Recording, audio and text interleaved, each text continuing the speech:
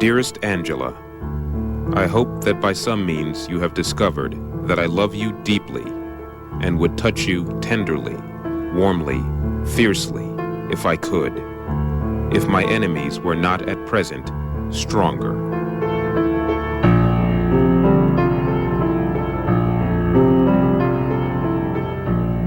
Black militant Angela Davis was among the most impassioned who rallied to the cause of George Jackson.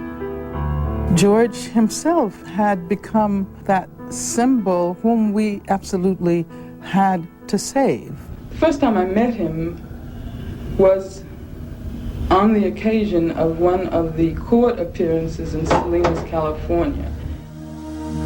Davis was one of 4 children, raised in a loving home by her school teacher parents in the racial hatred of Birmingham, Alabama.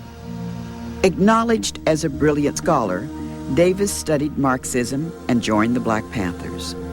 After a controversial fight, she was fired from her position as an assistant professor at UCLA for being a member of the Communist Party. It was during this time that Davis became involved with the Soledad Brothers Defense Committee and George Jackson. At that time, I thought of him as emblematic of the oppression sustained by Black people. The 3 of them were in chains. It certainly evoked slavery. Viewed by some as the glamour couple of the Revolution, Davis and Jackson formed a close personal relationship, sharing the same vision for political change. And it was, upon seeing him, very refreshing to realize that he was a human being, that he had joy in his heart. Davis also became friends with the Jackson family and teenage brother Jonathan, who idolized George. And I think came to imagine his own life as worth nothing if it could not be used to free his brother.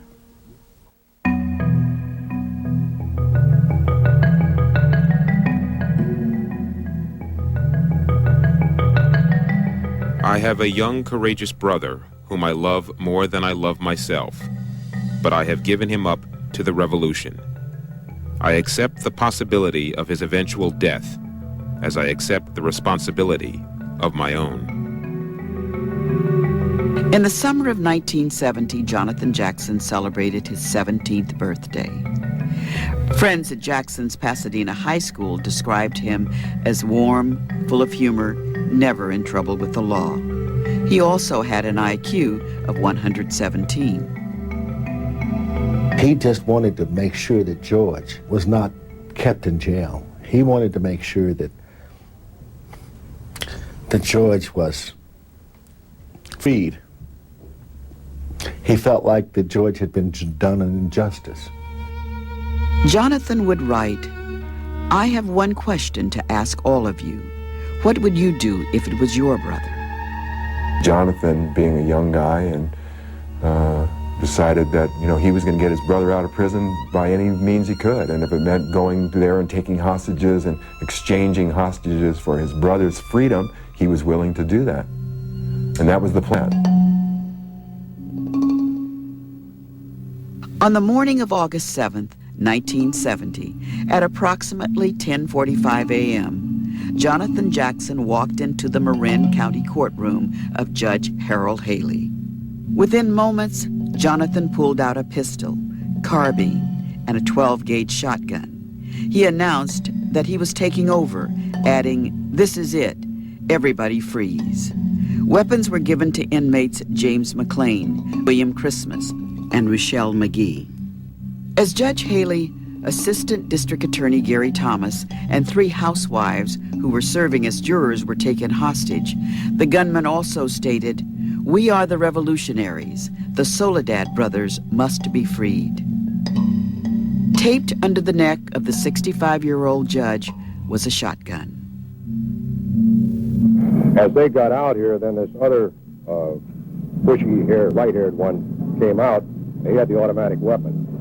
And he came out, and about this time, the one that had the gun on Judge Haley turned around and saw me. And he says, "Kill that mother." He said, "Kill him, kill him, kill him." Jonathan and his fellow gunmen led the hostages to a van in the parking lot of the Civic Center. By that time, the van was surrounded by various law enforcement people, including guards from San Quentin who just happened to be nearby practicing shooting. The guards' prison training included the no hostage rule. It meant negotiating for hostages would not happen. With Jonathan Jackson behind the wheel of the van, its human cargo was driving straight into the path of a San Quentin sergeant. He did not have radio contact with the sheriff or anybody else. He did not know that the sheriff of Marin County had said, let the van go. So he told his officers to fire.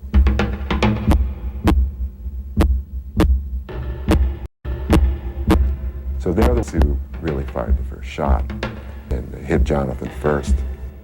And a lot of the shooting inside the van was done by the assistant district attorney at the time, Gary Thomas. When one of the convicts went down, the gun fell on the floor, he picked it up and started firing, killing the other inmates inside. When the gunfire ended, Jonathan Jackson, William Christmas, and James McLean were dead. Rochelle McGee was wounded, as was one of the female jurors. Assistant DA Gary Thomas suffered a gunshot to his spinal cord and would be paralyzed from the waist down for life. In the frenzy of violence, the shotgun under the neck of Judge Harold Haley was triggered, killing him. When a shotgun goes off in someone's face, you can imagine how the kind of destruction and the gruesome effect of that. And so it was quite a shocking scene. I'm saying that there was no conspiracy, that Jonathan, a 17-year-old man-child, was working according to the dictates of his own mind. George Jackson would later declare that he was proud of his brother Jonathan's military action, adding, he was the true revolutionary, the black communist guerrilla in the highest state of development. I'd be the last one to say that Jonathan had suicide in mind. I'm certain that Jonathan felt that the police would have some concern, would give some concern to the lives of those 5 civilians.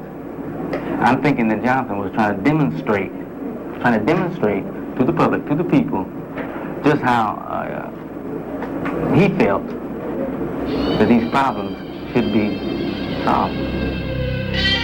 I think that he was led to believe that it was possible, even by George himself. I think George encouraged this. I think George put him up to it.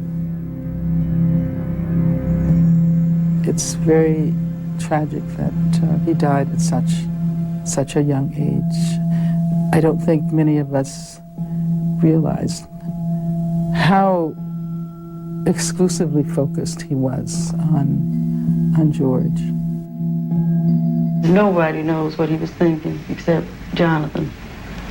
But I think he did it for love of his brother and his country. He was trying to wake the people in this country up to the fact that black people had nothing.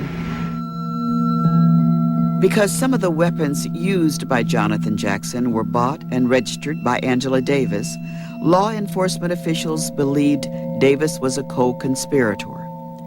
Davis fled and became a fugitive from justice, the object of a nationwide manhunt by the FBI. Her wanted poster listed charges of murder, kidnapping, and conspiracy. Well, I left because I did not think there was any possibility of justice. I didn't have any choice. It wasn't something I wanted to do. It was something I had to do. You're driven by fear. Absolutely. Absolutely. 2 months later, the 26-year-old Davis was arrested in a New York City motel. After her return to California, she was taken to the Marin County Jail and locked up 1 floor above the courtroom where Jonathan Jackson had taken the hostages.